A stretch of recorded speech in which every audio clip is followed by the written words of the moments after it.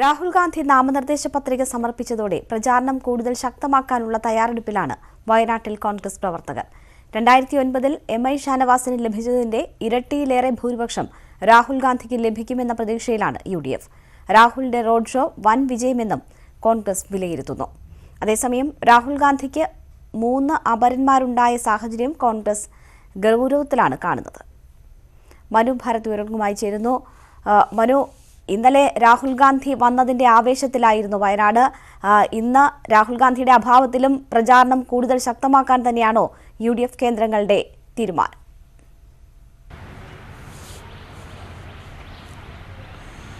രേണുക, ഇന്നലെ അക്ഷരാർത്ഥത്തിൽ കടലില്ലാത്ത വയനാടിൽ ഒരു ജനസമുദ്രമുണ്ടായി എന്ന വിലയിരുത്തലാണ് UDF നേതൃത്വത്തിനുള്ളത്.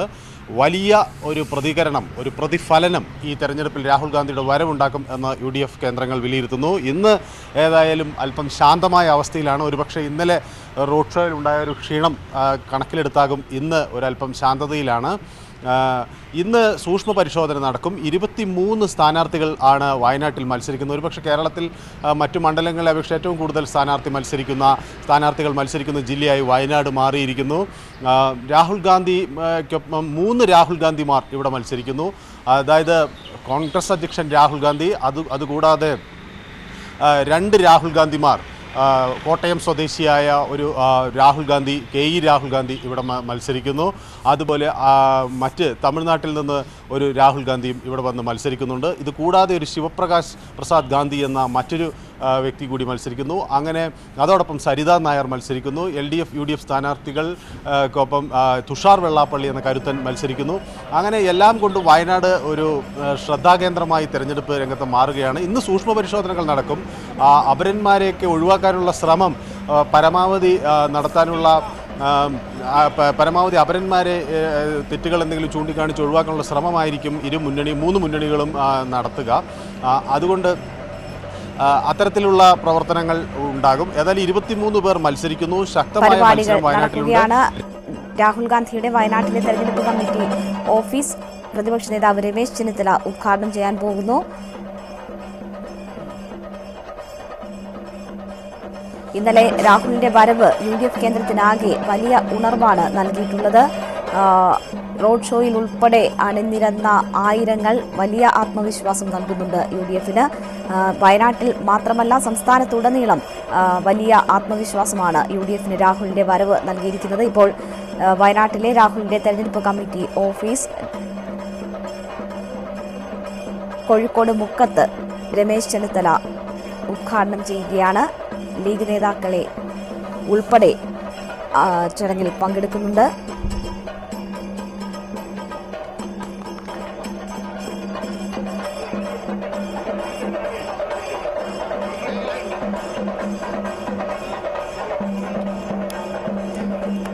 രാഹുലിന്റെ തെരഞ്ഞെടുപ്പ് കമ്മിറ്റി ഓഫീസിന്റെ ഉദ്ഘാടനമാണ് നടന്നത്. രമേശ് ചെന്നിത്തലയാണ് ഉദ്ഘാടനം നിർവഹിച്ചത്. മനു തുടരുന്നുണ്ട്. മനു, പറഞ്ഞു വന്നത് തുടരാം.